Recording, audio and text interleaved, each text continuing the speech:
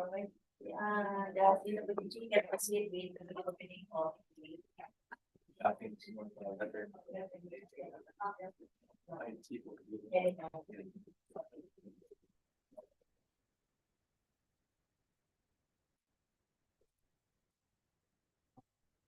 Thank you very much, President, today for the private conference for the procurement contract for personal protective equipment.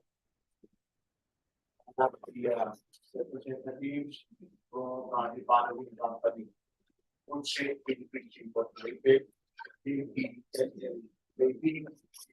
Foreign Support Marketing Incorporated, represented by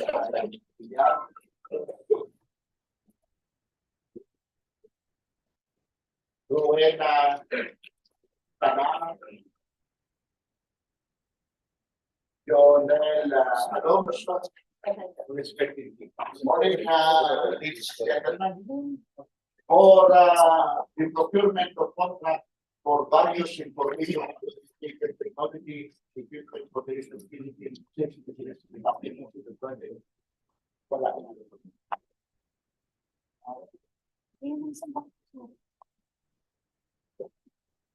there are no participants for this activity, Madam Chair.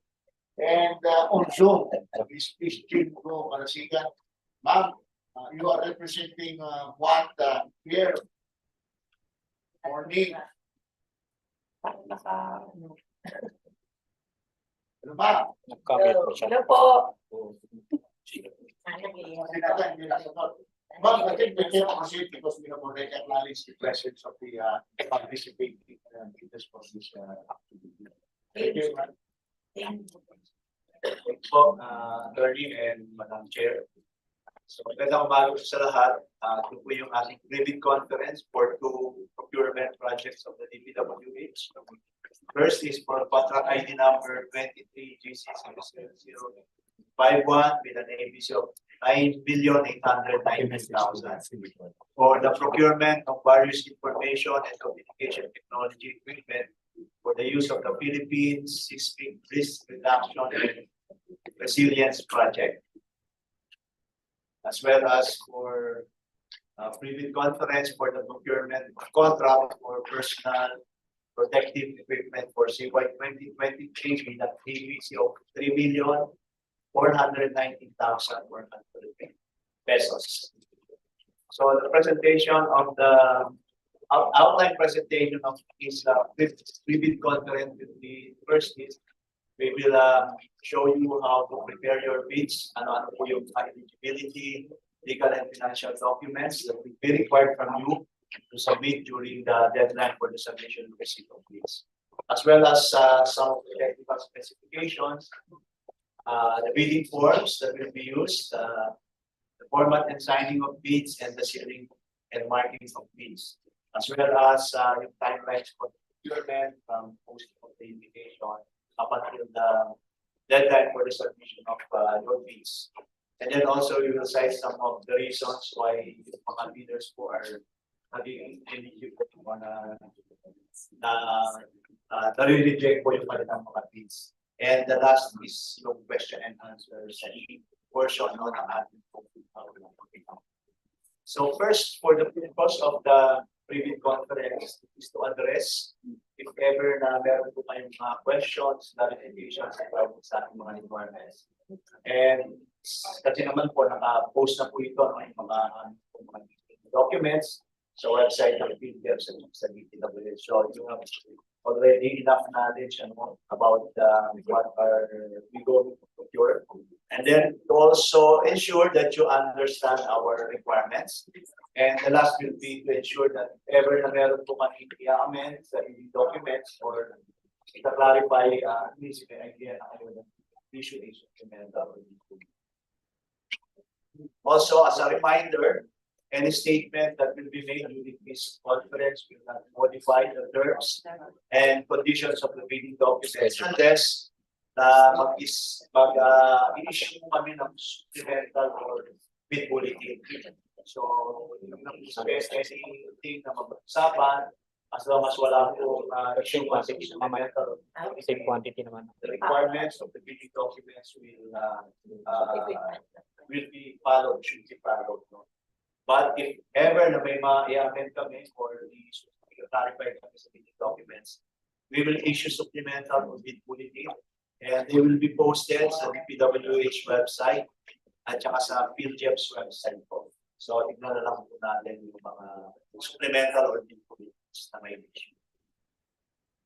So, for the preparation of bids, this is a two-envelope system.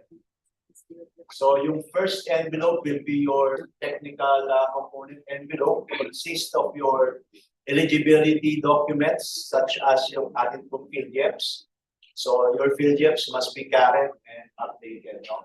And for the PhilGEPs, you are required to submit PhilGEP certificate na platinum membership. Okay. So, ito po yung PhilGEP's registration certificate. And PhilGEP, yung ano po, GPPP issued a resolution, no, number 15/2021 regarding sa mandatory submission of PhilGEP certificate na platinum membership. No? Dapat current and updated sila. No?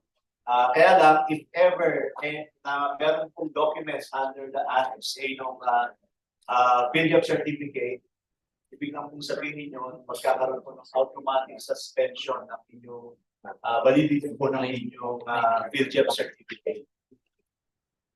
So, ayan po, no? May tatlo po actually, ano po yung mga certificates under Annex A, meron tayo SEC, okay, may SEC, corporation, sole proprietor, tapos meron din po tayong mayor's permit, no? Meron tayong tax clearance, audited financial statement, so dapat current and updated sila. Otherwise, kung hindi po updated sila, you have to submit yung documents na updated po or current sa PhilGEP at sila po mag-issue ng amended na inyo po PhilGEP certificate ng platinum membership. So during post-qualification, ito po yung i-require ni submit po sa ninyo, yung inyo pong SEC or DTI, yung mayor's permit, latest income and business tax return and audited financial statements. And they must be current and updated. So during post-qualification, as a private shall submit the following documents. No? For contract that the bidder is a manufacturer, the bidder shall furnish documentary evidence to demonstrate that it has manufactured goods or similar nature complexity for at least 10 years prior to the deadline for the submission of bids. And if the bidder is not a manufacturer, the bidder shall provide evidence to demonstrate that it has been duly authorized by the manufacturer or producer of the goods to supply these goods in the procuring entity's category. So another requirement will be your ongoing statement of ongoing contracts, whether it's government or private. So meron po form for this. And non-disclosure of your ongoing contracts, including contracts awarded but not yet started, coinciding with the contract to be bid shall be a ground for disqualification. So ito po yung sample form ng ongoing contract. Let's fill up all the required information on lahat po ng columns and signed by your authorized representative. For your single largest completed contract naman po, ito po yung form for the statement of bidders completed contract similar to the contract to be bid for 23 GC0051. So, pakipill up na lang din po yung mga required information ano yung mga columns. So for 22 GC00089, yung inyong pong similar contract must be procurement of personal protective equipment, which must be at least 25% of the approved budget for the contract and completed within 5 years before the deadline for the submission of this. So for contract ID number 23G00051, ito po yung specific experience for your similar contracts, no? To be accompanied by supporting documents. So for preparation of bids, another requirement will be your audited financial statement. It should be stamp received by the BIR, where it's duly accredited and authorized. So only tax returns filed and paid through electronic filing and payment system of the BIR will be accepted. So another requirement will be your NFCC. So kailangan ko sabihin ng NFCC, which should be equal or more than the approval for the contract. Or if ever na hindi kayo makapagsabi ng NFCC, pwede po kayo magsabi ng CLC or committed line of credit. At least 10% of the estimated price cost.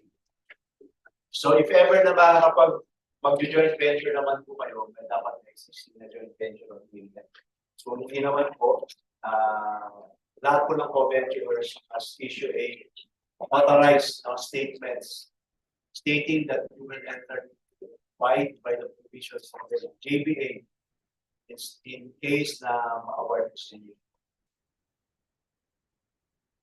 So for contract 23GC0051, so apat na lots po siya, period will be 2 months after the contract activity. The funding source is the World Bank and the IPRD loan number 9251-BH. And the mode of procurement is national competitivity with applicable World Bank guidelines. So in performance security,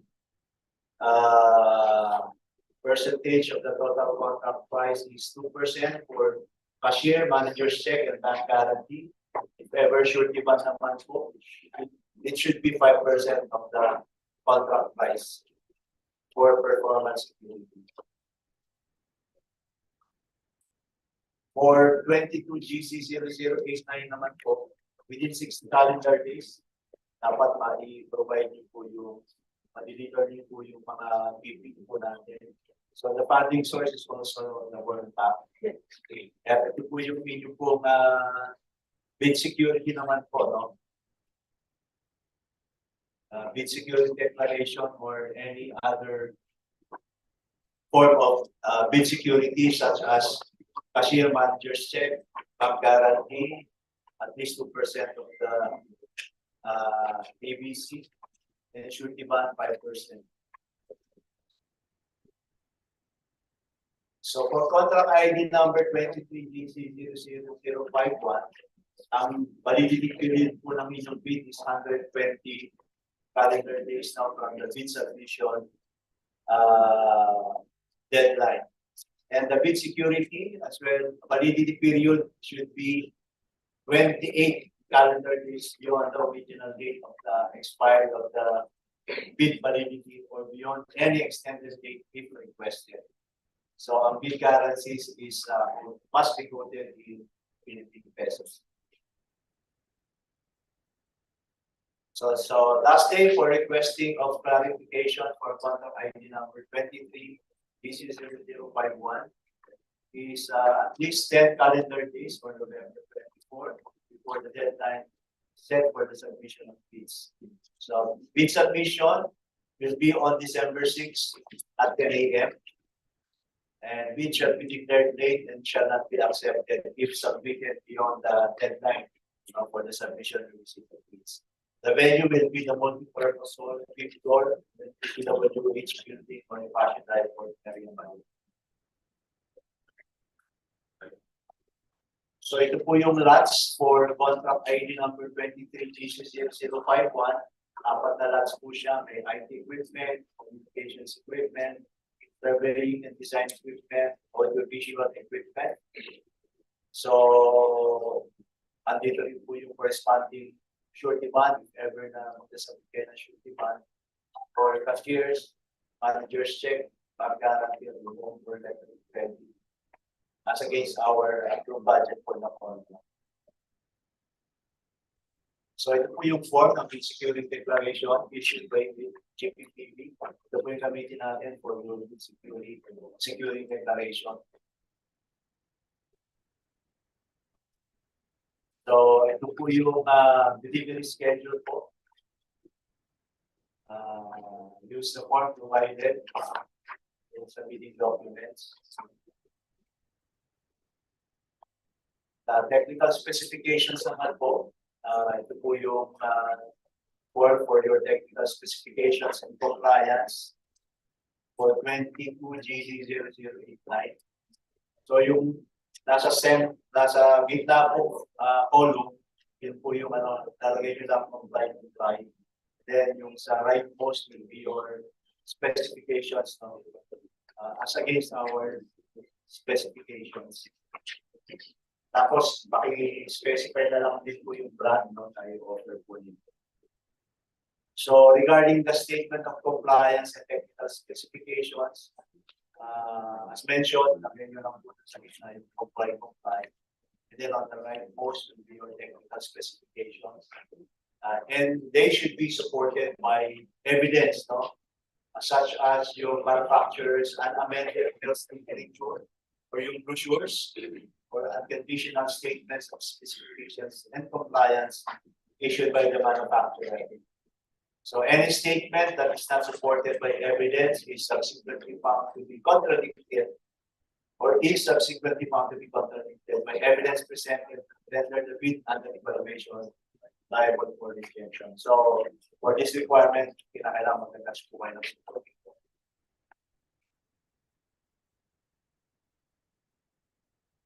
Ito po yung form ng katulad kanina, yung specifications for DPWH, statement of compliance, lagay nyo lang kung comply kayo sa requirement natin. And your specifications, please state the brand and model of the equipment or goods you provide to our department. So, sa location po ng 23GC00051 will be second floor buildings and special projects management cluster or SPMC building. Nasa second street po ito sa NCR. Doon po yung delivery place ng mga ICT equipment. For 22GZ0089 naman po yung mga PPE, ang place of delivery is sa Bureau of Equipment po, sa second street po, sa NCR. So for contract ID number 23GZ0051, you are required to provide all of the following services, including additional services as specified in the schedule of requirements. Number one po, the performance or supervision of on-site assembly or startup of the supplied goods, furnishing of tools required for assembly or maintenance of the supplied goods, furnishing of a detailed operations and maintenance manuals for each appropriate unit of the supplied goods, performance or supervision of maintenance or repair of the supplied goods for a period of time agreed by the parties, provided that the service shall not relieve the supplier of any warranty obligations under the contract. Training of DPWH personnel at your plant and on-site in assembly, startup, operation, maintenance, repair of the supplied goods. And for lot 3 po, complete training with formal training certificate from an authorized drone organization, operator recognized by the Civil Aviation Authority, must be included on 2 training per each drone. Ito po yung sa ICT. Under contract ID number 23GZ0051. So, the contract price of goods shall include prices charged by the supplier for incidental services and shall not exceed the prevailing rates charged to other parties by the supplier for similar services. So the next will be your second envelope, which is your financial component envelope, which consists of your financial bid form, So for financial bid form, your prices, quoted prices must include all custom duties, sales, and other taxes. So, ano po sila, tax inclusive po na proposal po dito sa amin, so, and the prices are fixed and not subject for any price escalation and should remain valid for a period of 120 calendar days from the date of the opening of bids. So for your second envelope, which is your financial component envelope, will consist of the following documents, no? Yung inyong pong financial bid form, as well as yung inyong price schedules. So ito yung bid form po na nakalagay sa second envelope. Please address the document to the DPWH, no, in awards committee, and paki-cite na lang po yung name of project as well as your contract ID number. Signed by your authorized representative. Ito naman po yung price schedules. So, mamimili po kayo for goods offered from within the Philippines at saka from abroad. Please fill up all the columns, no, with the required information. And if ever na not applicable po yung mga columns na nandito, lagay ko lang po 0 or dash. So, wag po kayo mag-leave ng blank spaces for this. So, signed by your authorized representative as well. So, for format and signing of bids naman po, you are to submit your bids through your duly authorized representative using the appropriate forms in section 8 in 2 separate sealed envelopes. So, kung corporation po kayo, dapat yung pangalan ng magsasubmit nakalagay sa secretary certificate. But sole proprietor naman po kayo, special power of authority. I-accept naman po namin. So may fit po yung kids na makakasumiti natin dito. Hindi lang po basta-basta yung pwede mag-submit ng proposal nito. Dapat authorize. So, para maging authorize siya, dapat nakalagay sa secretary certificate yung pangalan niya. And then kung single proprietor naman po, SBA or yung manager or I-house for yung pagsasabi. So form must be completed without any alterations to the format and no substitute form shall be accepted. Kaya nga po yung mga forms provided in the DP documents. And the bidder shall prepare, submit the original of the first and second envelopes in the event na magkaroon po mga discrepancies between the original and the copies. The original will always prevail. The bid shall be signed and each and every page thereof shall be initialed by the duly authorized representative. And if ever na may mga corrections po or interlineations or erasures, dapat po i-countersign po yung authorized.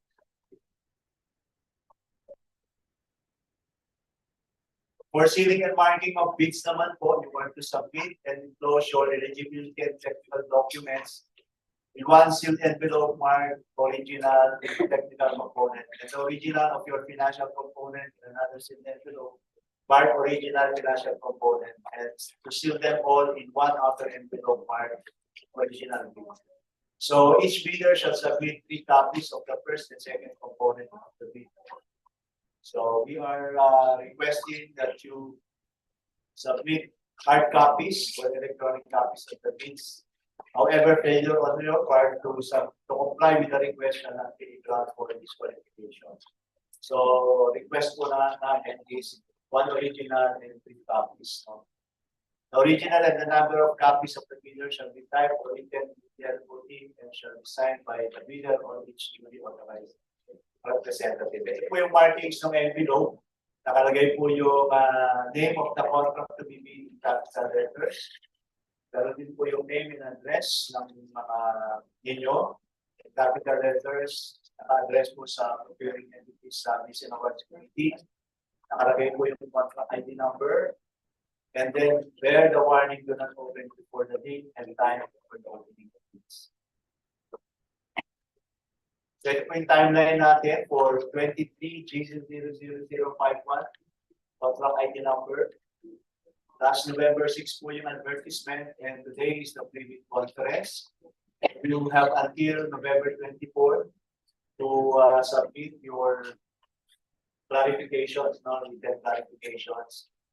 And if ever na mag-issue kami ng supplemental or bid bulletin, it will be on November 28. And submission and opening will be on December 6. So for contract ID number 22GC00089, yung ating pong PPE, ito po yung ating timeline, no? So November 15, post po yung ating invitation. Today is the pre-bid conference. We have until Friday na 4 p.m. to submit your written clarifications addressed to the Bids and Awards Committee Chairperson. And on November 28, mag-issue po kami ng supplemental bulletin or bid bulletin if necessary po. No? And on December 6 at 10 a.m. will be the deadline for the submission of your bids, as well as the opening. So these are some of the reasons kung bakit na-reject it at naging ineligible po kayo. First is late bid. So make sure to submit your bids on or before 10 a.m. for December 6. Tapos po, suggestion po namin, if ever na talagang tatali kayo, huwag po kayong magbayad during the deadline for the submission. Maaga pa lang po para, kasi yung cash namin nasa baba, baka ma-rate kayo ng concern. So no letter of authority to the company to submit the bidding documents. As mentioned kanina, yung sasabit, dapat authorize po siya. Paano magiging authorize siya? Corporation kayo, nandun po yung pangalan niya sa SEC. So sa Secretary Certificate. So certified po naman po, dapat may SPA. Kung magpapadala si manager na authorized representative. And then failure to submit supporting documents to support compliance with the requirement. Yung sa statement of compliance, meron po, i-attach kayo doon. No? Sa technical specification as against our technical specifications in the form of yung brochures, no? NFCC is less than the DPC, so your NFCC should be more or equal to the approval report ng contract. Kung magsasubmit kayo ng surety bond as a form of bid security, dapat po po mathematics and valid for a period of time, which is 120 calendar days. No? And it should be inscribed on sa bond.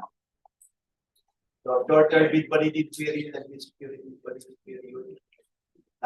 Specify naman po kanina kung gano'n po yung validity po ng bid security. No? And your bid as well. So, if ever na may mga queries kayo, pwede nyo po isuratan po yung aming kung mga personal natin, nandito po yung mga kanilang mga email addresses. So for contract ID number 23J0051, sila Director Sol, sila Engineer Rupua, tapos si Formoso, yan po yung kanilang email addresses. Tapos sa PPE naman po, 22G0089, si Director Ilaw po. Tapos sa back chairperson natin, si Ma'am Asek Marichipala po. And then yung back secretariat po, si Atty. po, at saka si Roberto po. So pakimuna na lang po yung mga questions po kayo. Sasabit po kayo ng mga clarifications. So for question and answer naman po, nandito po yung end user, BAC, technical working group to address your questions and clarifications. Siguro mag-start po tayo. Since wala po yung wala pong sasali, wala pong present sa 23G0051. Tanong mo nga, Jeff, kung saan si Ma'am sasali. Ayaw magsalita. Ayaw mag-respond. Sige, ipakita mo na lang yung sa first hand na. Pag hindi mo siya ma-recognize, out mo siya.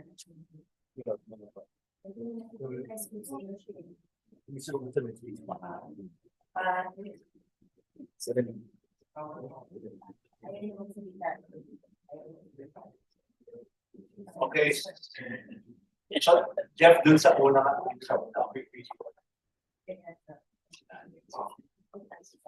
so sa 23 GC 00051, meron ba bidder dito na dito ngayon na mataas ang version? Wala po. Wala po tayo bidder for 23 GC 00051. Wala pa. So we will proceed with the next procurement, yung 22 GC 0089, procurement of contract for personal protective equipment for CY 2023. So yung mga magtatanong, pangalan ko, and then yung company na so any question? Yes, ma'am. Question from Moral Support Marketing. Para din po sa shoes, OSHG compliant or ISO only? OSHG. Electrical, sir, or ESP? Or ESP there? Sa shoes po? Yes. Sa materials of soles, sir, PU or rubber? Steel to cap, meron yun eh, or with steel plate po. Steel toe. Pagdating naman po sa reflectorized vest, meron po ba ang particular na color? May picture po ba?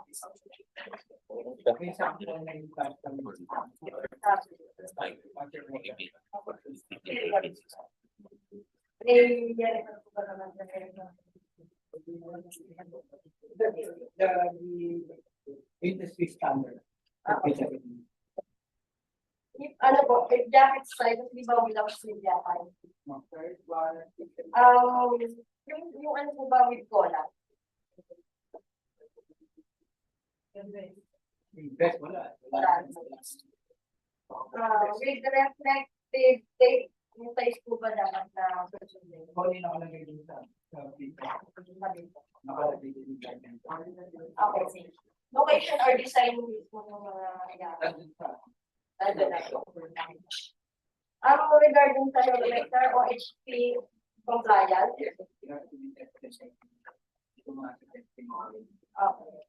Class B or class C?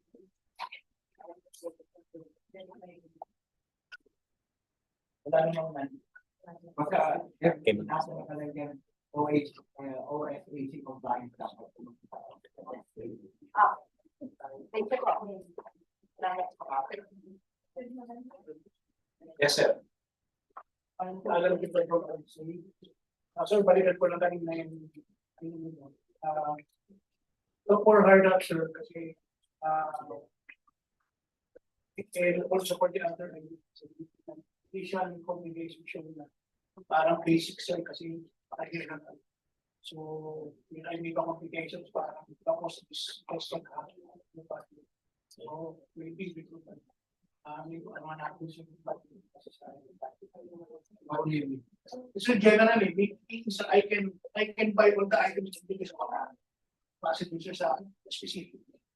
So just like the sinasabi sir, so tama na specific sa sir dapat we will issue the appropriate supplemental to be every item to be OSHG compliant. Yes sir, so yun nga sir, that's our point. So we welcome that. And also sir, we had the extension of delivering some survey pa sa inyo. And I remember sila yung hard at that time sir, mayroong logo, printed logo. So pwede nyo sir ipalagay. Kasi kaya ng budget yun. Okay, so I'm telling you now, kasi sa parilo the issue niya. So at that time sir, it's a hard at printed. And also sir, so for safety issues, maybe sir, may to Trasa natin sir, maybe you could have it water resistant history. If you want, kasi kaya naman. Kasi sir, basic na, sabi ko sir, basic. We will again, we will issue the appropriate. So if this proves to be advantageous to the partner. Yes, so sir, advantageous kasi the technical specification will be added. So the CPC should be water resistant. Okay, so like yung suggestion ko naman is base naman sila sa initial calculations na kaya naman kasi mayroon may certain percentage na issue. Baka naman it would problema naman kami sa We will be reviewing all your recommendations and if this warrant that we should come to us, we will bring them up. pero habang sa revelation okay baka ay safety certificate We will be issuing the necessary certificate. and last is sa working funds and would like to ask sana sir for the sciences. Ito pwede may sama kasi hindi the sciences kasi sir possibly magkakaroon kami ng problema regarding sa pinili.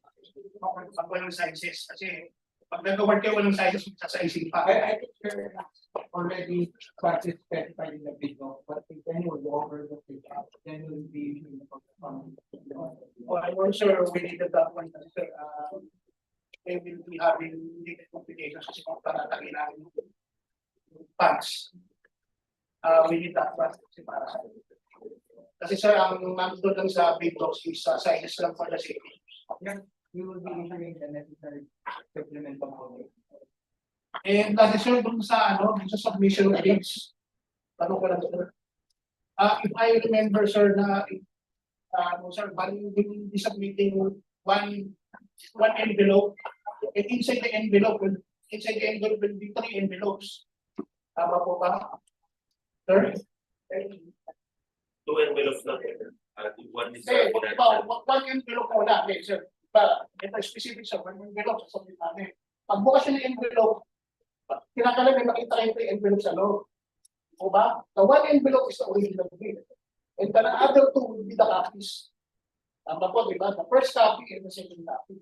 So, pagbukas nyo ng unang envelope ng original bid, sa kanyang makikita yung sinasabi. Dalawa. The technical and the financial. Now, for the copy, sir, kinakailangan din po ba siyang originally printed or pwede siyang self-stop? Tapos is certified.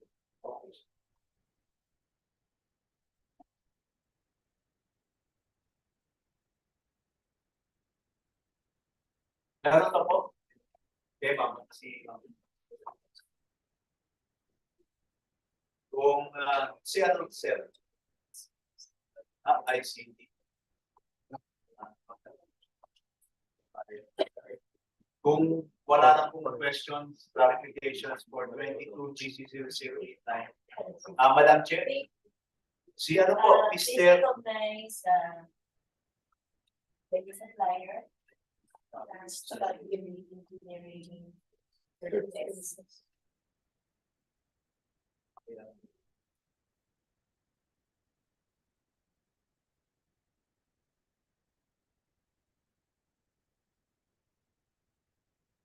Sir, yung representative po ng Stabile Engineering Services. Good morning po, sir. Good morning, sir. Sir, anong project contract ID number po ang inyong sasalihan? Sorry, wala akong salamin ngayon, pero supposed to be yun sa mga trucks and computers. Yung ICT po? Yes, sir. Yes, sir. Meron po ba kayo nakahandang mga questions na po? So far, wala pa naman. Okay lang. Okay po. So, thank you po. If ever naman po, meron po kayong hanggang Friday. Kung may nakita po kayo sa bidding documents na may mga gusto kayong i-clarify, i-submit nyo lang po yung inyong clarifications hanggang Friday na 4 p.m. po. Noted po, sir. Thank you very much. Maraming salamat po. Okay na po. We are now terminating the private one. Salamat po. Salamat po.